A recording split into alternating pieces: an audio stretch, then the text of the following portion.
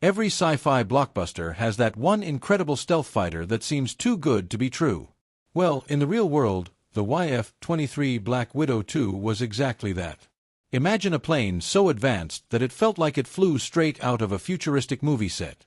But the YF-23 slipped into the shadows, leaving many wondering about its true potential. So, what makes it so special? Buckle up as we uncover the secrets and untold stories of the YF-23. To understand the story of the YF-23, we need to travel back to the 1980s. During this time, the Cold War was at its peak, and the United States was in a relentless race to maintain air superiority over its adversaries. The U.S. Air Force recognized the need for a new generation of fighter jets that could dominate the skies with unmatched stealth, speed, and agility. This led to the inception of the Advanced Tactical Fighter (ATF) program. The ATF program aimed to develop a new fighter aircraft that would replace the aging fleet of F-15 Eagles and F-16 Fighting Falcons. The requirements were ambitious. The aircraft needed to be virtually invisible to enemy radar, achieve supercruise sustained supersonic flight without afterburners, and possess unparalleled maneuverability.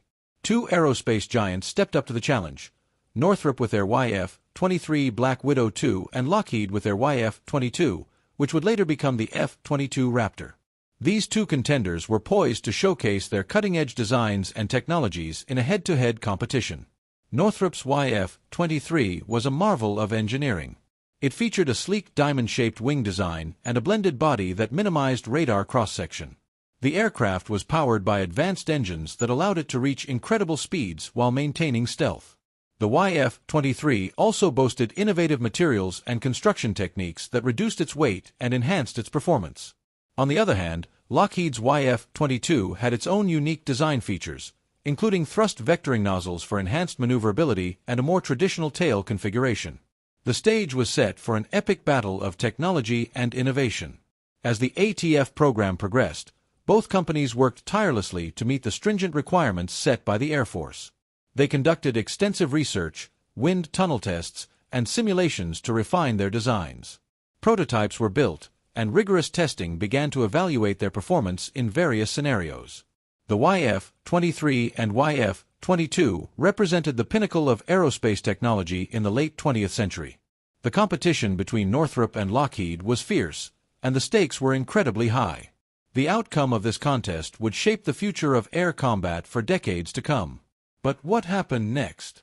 How did the YF-23 perform in the trials, and why was it ultimately not chosen by the U.S. Air Force? The YF-23 was designed with a clear focus on stealth and high-speed performance.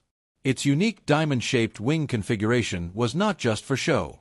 This design, combined with its blended body, was aimed at minimizing radar cross-section and effectively reducing its radar signature, making it less detectable to enemy radar systems compared to its competitors. One of the YF-23's most notable features was its use of advanced composite materials. These materials were selected for their lightweight and radar-absorbing properties, which played a critical role in its stealth capabilities. The YF-23 was also powered by two Pratt & Whitney F119 engines, which were capable of thrust vectoring. This provided the aircraft with exceptional speed and maneuverability. The engines allowed the YF-23 to achieve supercruise, meaning it could fly at supersonic speeds without relying on afterburners. This capability was a significant advantage in terms of fuel efficiency and maintaining stealth. In terms of performance, the YF-23 was designed to reach speeds of around Mach 2.2. Its aerodynamic design, coupled with advanced avionics, provided pilots with superior situational awareness and stability at high speeds. The aircraft's design also included features such as a forward-swept wing and canards, which contributed to its agility. Despite its impressive capabilities, the YF-23 faced some challenges. One of the critical factors that influenced its lack of adoption was its relatively higher cost and complexity. The YF-22, with its more traditional design and proven technology, was seen as a more practical choice for the Air Force. The YF-22's thrust vectoring and advanced avionics provided it with greater agility, which was deemed crucial for the intended role of the aircraft. Moreover, the YF-23's advanced stealth features and design were praised, but the complexity of its systems and the high costs associated with its development were significant concerns. The decision-makers at the Air Force also took into account the overall risk and long-term operational costs, which played a role in their decision to favor the YF-22. As the competition progressed, both aircraft underwent extensive testing to assess their performance under various scenarios. The results showed that while the YF-23 excelled in stealth and speed, the YF-22's versatility and lower operational costs made it a more attractive option. So, what did these tests reveal about the YF-23? How did it perform under the pressure of real-world scenarios? This was where the aircraft's capabilities were rigorously assessed to determine how well they aligned with the demanding requirements of the Advanced Tactical Fighter program. Both the YF-23 and its competitor, the YF-22, were nearly evenly matched in terms of core specifications. Both prototypes had similar engine performance with around 35,000 pounds of thrust each and the ability to achieve Mach 2.2 top speeds. They also had comparable combat operating ranges, though there were notable differences. The YF-23 was a lighter aircraft with a maximum range of up to 4,800 kilometers, surpassing the F-22's range of 3,200 kilometers. Its airframe design featured a radar cross-section that was almost invisible, akin to the stealth capabilities of the B-2 bomber. This superior stealth was one of the YF-23's standout features, potentially offering unique advantages in stealth operations. In terms of speed, the YF-23 demonstrated impressive performance. It was capable of supercruise up to Mach 1.6, allowing for high-speed flight without the need for afterburners. This capability would have been beneficial for beyond visual range (BVR) engagements, enabling longer periods of supersonic flight while maintaining stealth. With afterburners engaged, the YF-23 could achieve a top speed of Mach 2.6, slightly faster than the F-22's Mach 2.2. Though the exact top speeds of both aircraft remain somewhat speculative, the YF-23 faced significant challenges during its testing phase. On October 30, 1990, test pilot Bill Lowe experienced a dangerous situation when the outer layer of the windscreen on the YF-23, known as Gray Ghost, shattered at Mach 1.5. Fortunately, the polycarbonate layer remained intact, allowing the aircraft to return safely. This issue was not isolated, as a similar problem occurred with the YF-23 prototype Spider. These windscreen failures were serious, as any breach in the specially designed windscreens could increase the radar cross-section, compromising the aircraft's stealth capabilities. The YF-23 also encountered mechanical issues during P-2's second flight. One of the GE engines failed to accelerate properly, necessitating a single-engine landing. In another incident during Flight 3, a plugged fuel line caused the fuel tanks to overpressurize, creating a potentially dangerous situation. Thankfully, this issue was detected in time, and the aircraft landed safely. These technical problems were addressed with maintenance efforts, but they underscored the challenges faced by the Northrop team. Despite these setbacks, the YF-23's performance in certain areas remained impressive.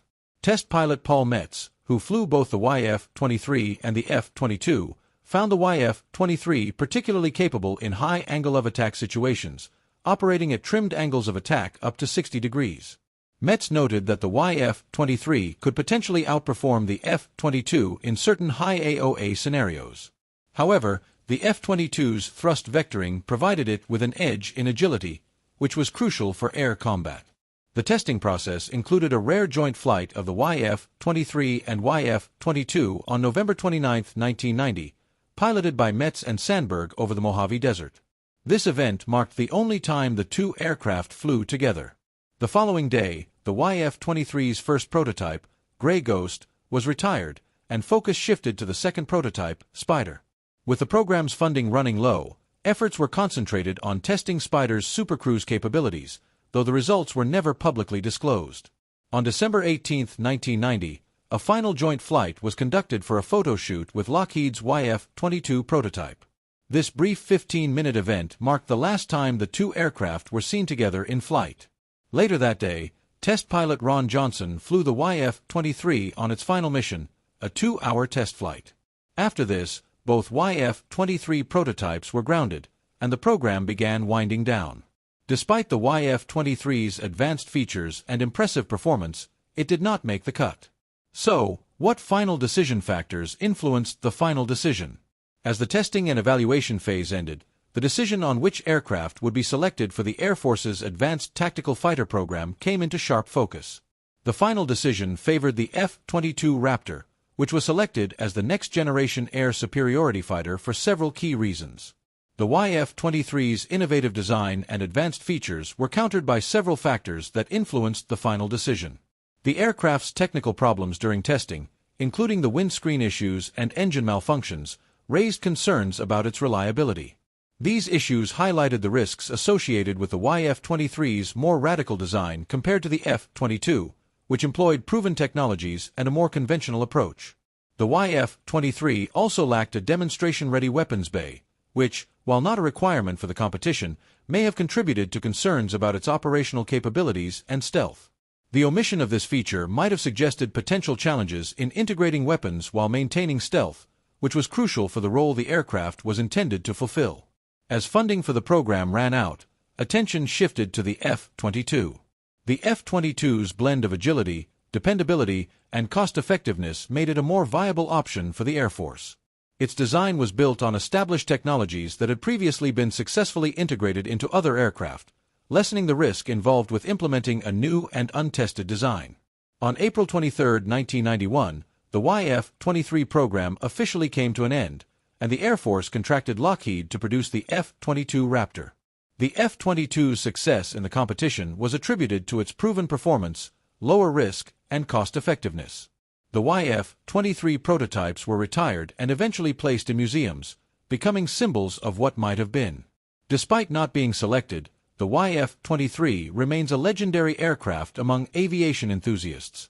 Its unique design and cutting-edge technology continue to captivate imaginations.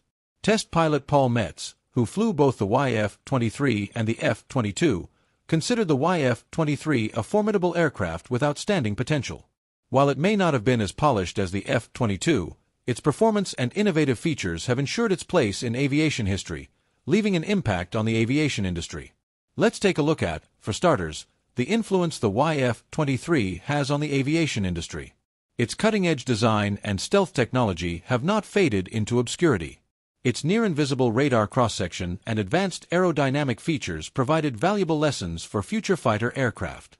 The stealth capabilities, including its radar-absorbing materials and distinctive forward-swept wing design, influenced subsequent aircraft development, contributing to the evolution of stealth technology. While it didn't enter service, the YF-23 has also become a legendary aircraft among enthusiasts and historians. Its sleek design and the mystery surrounding its advanced capabilities have made it a symbol of what might have been. Discussions comparing the YF-23 and the F-22 continue to spark debate, highlighting its enduring legacy in aviation circles.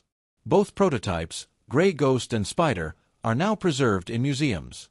These aircraft serve as historical artifacts that offer a glimpse into a pivotal era of fighter development. They serve as a testament to the ambitious spirit of the YF-23 program and its role in the evolution of stealth technology. The YF-23 story also serves as a reminder of the constant quest for technological advancement and the complexities of military decision-making. Despite its advanced features and potential, the F-22's proven reliability and more conventional approach ultimately prevailed.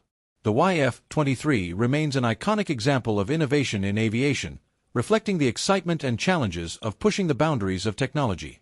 In the end, the YF-23 Black Widow II remains one of the greatest whiffs in aviation history. Its sleek, stealthy design and groundbreaking technology left a lasting impression, even if it never took to the skies as America's next top fighter. When we consider the YF-23's place in history, it becomes evident that its story is not just about what may have been, but also about how it affected the future of aviation.